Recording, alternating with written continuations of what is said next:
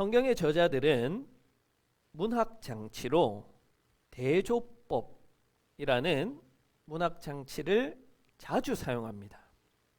대조법이라는 것은 서로 상반되는 내용을 통해서 주제를 강조하거나 인상을 선명하게 하는 방법입니다. 마치 사도 바울이 죄가 더한 곳에 은혜가 깊다라고 말한 것과 같은 이치일 것입니다.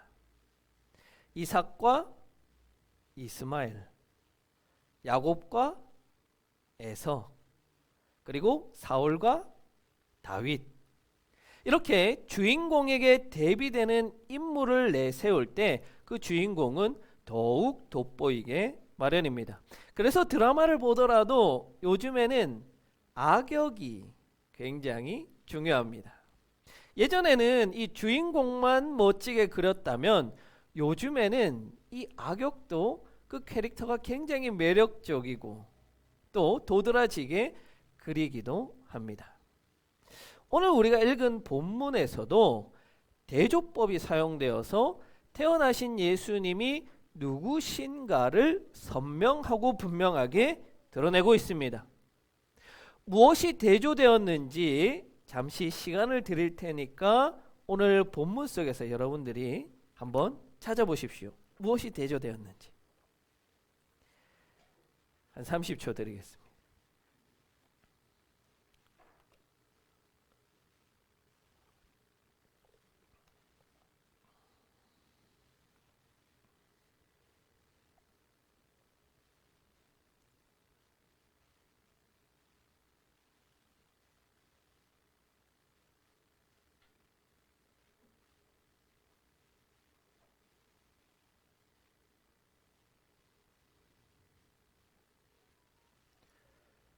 자, 한번 봅시다. 찾으셨어요? 예, 어떤 게 대조되어 있습니까? 깜짝 놀랐어요, 제가. 헤롯 왕은 당황하였고 박사들은 기뻐하였다. 또 있습니까? 없어요. 없습니까? 예. 저는 이 설교를 준비하면서 여러분들이 잘 모르겠어요 이렇게 대답할 거를 대비해서 설교를 준비했는데 그래도 대답을 잘해 주셨어요. 그래도 한번 더 많은 대조들이 있으니까 저를 따라서 오늘 말씀에 숨겨진 예수님의 정체를 한번 살펴봅시다. 저는 오늘 본문에서 크게 세 가지가 대조되어 있음을 봅니다. 첫 번째는 헤롯 왕과 동방 박사가 대조되어 있고요. 두 번째는 헤롯 왕과 유대인의 왕이 대조되어 있고요. 세 번째는 예루살렘과 베들레헴이 대조되어 있습니다. 자, 먼저 마태복음의 저자는 헤롯 왕과 동방 박사의 모습을 대조시켜서 보여주고 있습니다. 자, 여러분 대조하기 위해서는 그 정체성이 비슷한 듯한데 달라야 돼요. 아예 다른 것은 대조가 될 수 없습니다. 자, 예를 들어서 얼마 전에 화제가 되었던 드라마죠. 하나 넘겨주시면요. 뭔지 아시겠어요? 예, 펜트하우스라는 드라마였어요. 여기에 두 주인공이 천서진과 오윤인데요. 여성으로서 같은 음악을 하는 마수였어요. 이렇게 두 주인공의 성향이나 모습이 좀 비슷해야 돼요. 그런데 한 주인공은 음악하는 여성인데 한 주인공은 남성 건달이에요. 이러면은 마수가 될 수가 없어요. 대조가 될 수가 없는 거예요. 마찬가지로 성경에 나오는 이삭과 이스마엘, 나이가 비슷하죠. 또 같은 아버지 아래서 태어난 아들이라는 공통점이 있어요. 이처럼 대조되려면 같은데 달라야 돼요. 그렇다면 동방 박사와 헤롯 왕 사이에는 어떤 공통점이 있었고 그럼에도 불구하고 어떤 점이 달랐던 걸까요? 헤롯 왕과 동방 박사의 공통점은 뭘까요? 잘 모르시겠죠? 왜냐하면 성경에 안 나오니까. 뭐냐면 헤롯 왕도 동방 박사도 유대인이 아니라는 겁니다. 둘 다 이방인입니다. 유대인들은 야곱인 이스라엘의 후손들입니다. 그에 반해서 헤롯 왕은 에서의 후손인 에돔 족속입니다.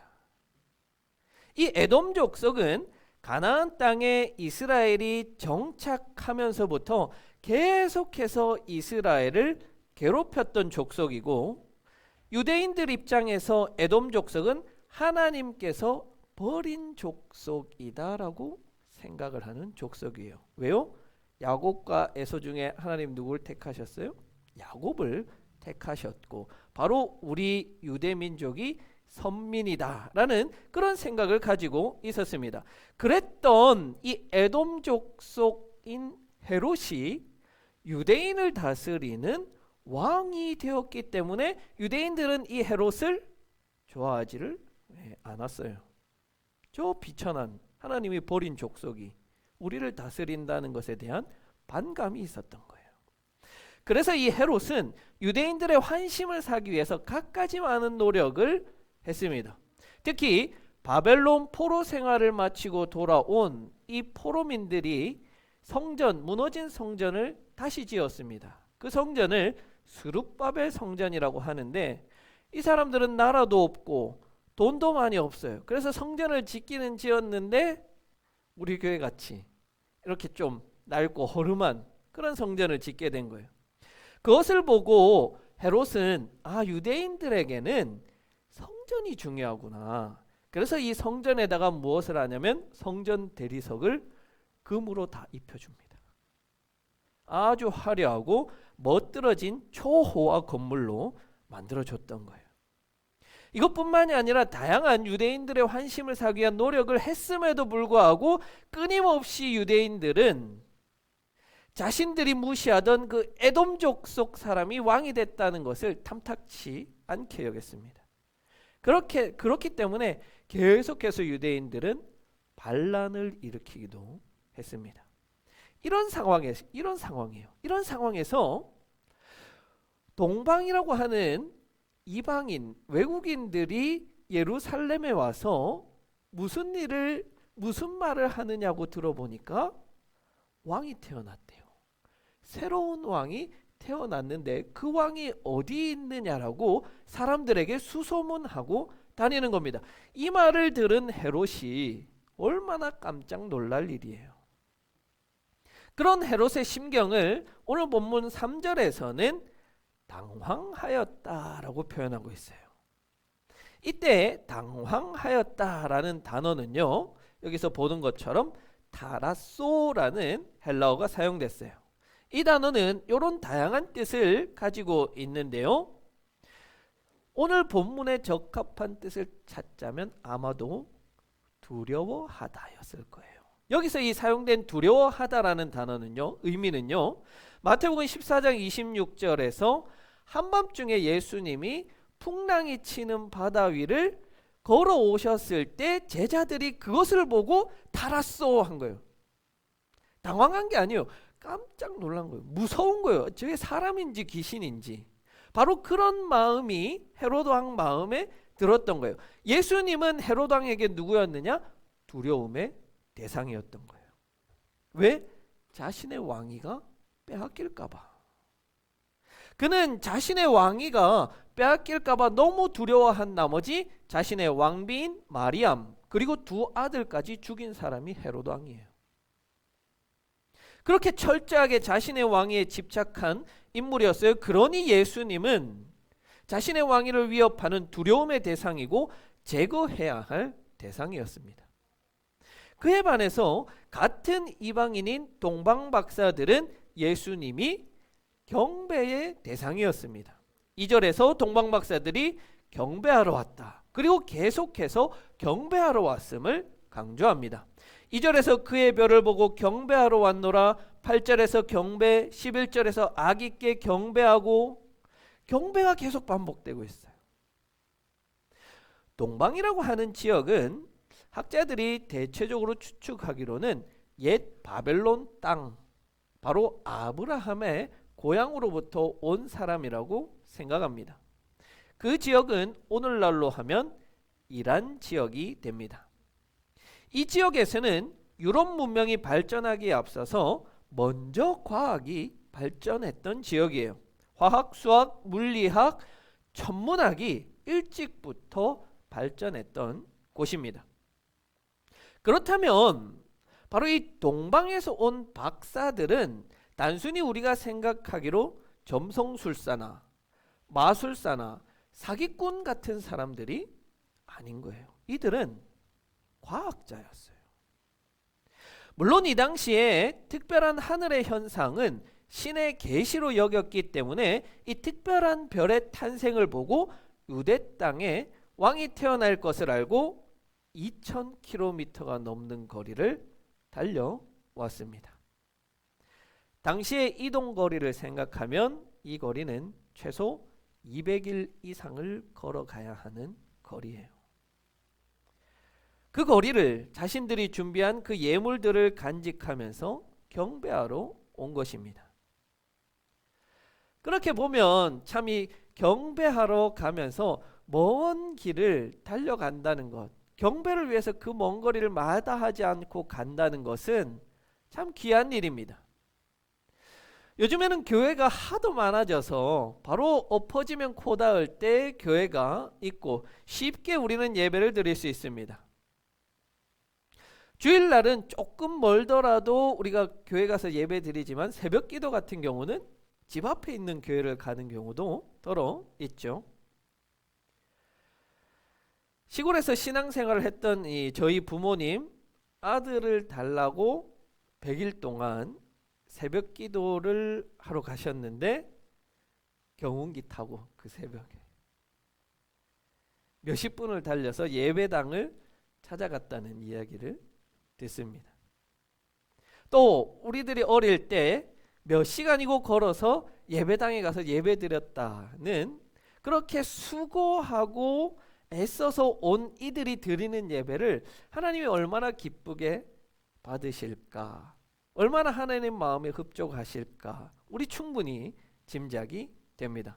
그래서 매주 100km를 왕복하며 예배당을 찾는 우리 한 집사님과 박 권사님, 그리고 우리 결례, 그 경배가 동방박사의 그것과 같은 값진 경배가 되기를 바랍니다. 헤롯에게 예수님은 두려움의 대상이었지만 동방박사들에게는 경배의 대상이었어요. 그렇다면 오늘날 우리에게 찾아오시는 예수님은 우리에게, 여러분에게 어떤 분으로 다가오십니까? 두려움의 대상입니까? 아니면 경배의 대상입니까? 교회 다니는 많은 사람들이 예수님을 믿는다고 하지만 실제로는 예수님을 다시 만나는 것, 다시 예수님께서 오시는 것을 두려워합니다. 왜냐하면 다시 오실 예수님 앞에 서기에 자신이 만족할 만한 모습이 아니기 때문에요. 하나님께서 우리의 삶을 정산하신다고 하는데 내가 충분히 준비되어져 있지 않다면, 내가 충분히 앞에 보여드릴 것이 없다면 예수님을 다시 만나는 것은 너무 두려운 날이 되는 거예요. 그렇다면 어떻게 해야 돼요? 예수님을 죽여야 돼요. 왜? 예수님 다시 오시면 안 되니까. 예수님이 다시 오시면 그런 무서운 날이 나에게 다가올 것이니까 예수님을 죽여버려야, 예수님과 상관없는 삶을 살아야, 예수님을 삶 속에서 부인하는 삶을 살아야, 예수님을 모른다고 하는 삶을 살아야만 하는 거예요. 예수님을 믿는다고 하지만 예수님을 부인할 수밖에 없는 것, 예수님을 모른 척 할 수밖에 없는 것, 예수님과 상관없는 삶을 살 수밖에 없는 것, 예수님 오심에 충분히 준비되지 않은 자들의 두려운 마음인 거예요. 수능을 준비하는 고3 학생들 가운데 모의고사를 쳤다고만 하면 100점을 맞는 사람이 있다고 합시다. 이 학생은 수능날이 다가오는 게 무서울까요? 그날이 기다려질까요? 그날이 기다려지는 거예요. 동방 박사들은 딱 그런 거예요. 이들은 정답을 알고 있었어요. 그래서 2000km의 거리를 마다하지 않고 예수님을 만나러 간 것입니다. 유대인의 새로운 왕을 경배하기 위해 그 거리를 걸어간 거예요. 그러나 제대로 준비되지 않고 예수님 앞에 서기에 두려운 사람은 그날이 오지 않기를, 예수님을 만나지 않기를, 예수님을 죽여버리기를 소원하는 거예요. 그렇다면 우리는 잘 준비하여서 예수님 만나는 날을 기대하고 예수님 만나기를 바라는 성도가 되기를 바랍니다. 그렇다면 우리는 무엇을 준비해야 될까요? 그렇다면 우리는 어떻게 살아야 될까요? 동방 박사들이 예수님을 만나면 하고자 했던 것은 딱 한 가지입니다. 다른 무엇도 아니에요. 그 딱 한 가지, 그것은 바로 경배하는 것입니다. 경배하기 위해서 그 거리를 달려갔고 경배하기 위해서 자신들의 삶과 시간을 사용했습니다. 경배라는 단어는요, 헬라어 프로스키네오라는 단어입니다. 예배하다, 경의를 표하다, 경배하다, 무릎 꿇다, 일맞추다 라는 뜻이에요. 이 헬라어는 본래적인 의미가 입맞추다 라는 뜻입니다. 헬라인들은 이 단어를 신을 경배한다라고 하는 그런 의미로 사용했습니다. 그런 전문 용어로서 땅에 엎드리다, 부복하다, 무릎을 꿇다라는 의미도 가지고 있어요. 우리가 바로 예수님께 드릴 경배는 바로 이것입니다. 엎드리는 것이고 부복하는 것이고 그 아기 예수님 앞에 무릎을 꿇는 것입니다. 누구에게? 아기 예수님께 말이에요. 도무지 경배의 대상이라고 보여지지 않는 그 아기에게, 마치 우리 유지니아 같은, 마치 우리 라오니아 같은 이 아이에게 무릎 꿇는 거예요. 엎드리는 거예요. 경배하는 거예요.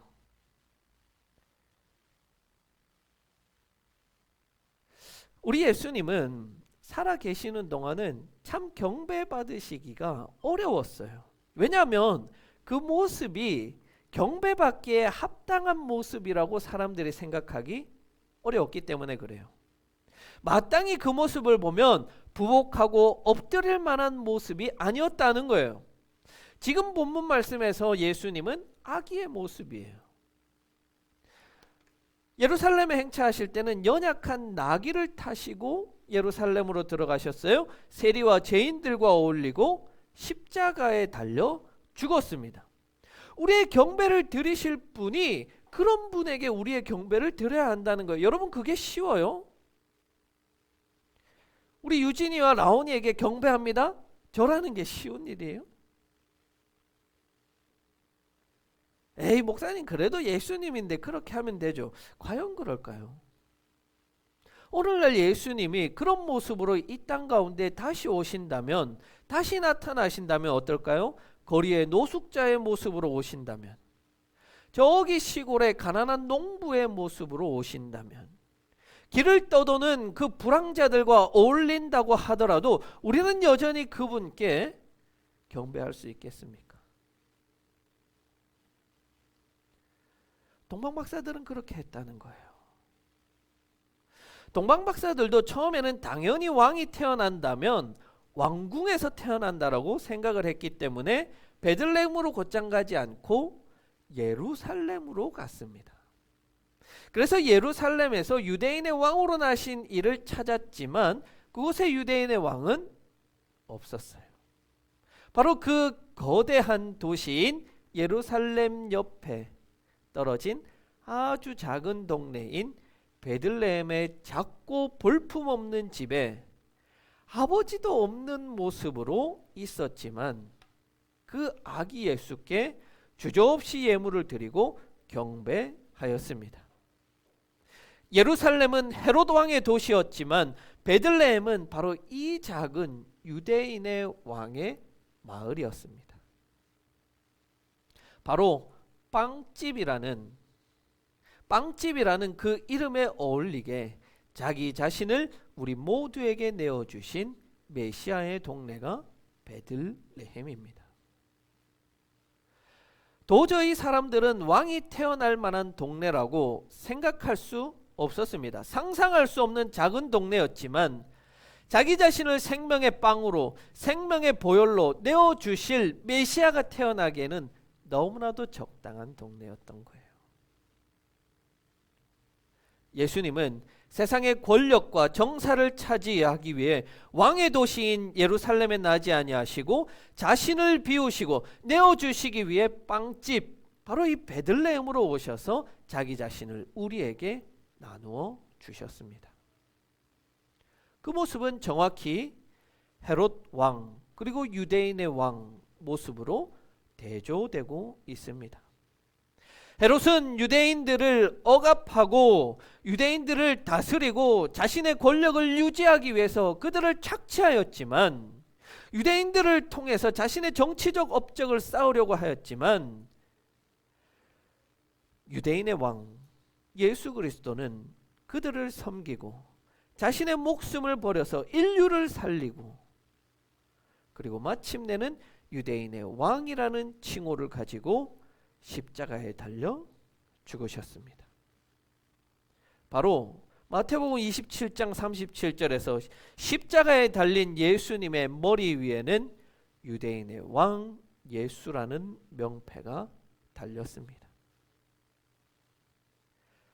같은 왕으로 불렸지만 헤롯은 유대인을 자신의 정치적 욕망을 채우기 위한 하나의 도구로 사용하여서 함부로 다루고 사람들을 죽이는 데 서슴지 않았지만, 진정한 왕 예수는 기꺼이 자신을 세상을 살리는 도구가 되셔서 유대인뿐만 아니라 우리도 구원하십니다.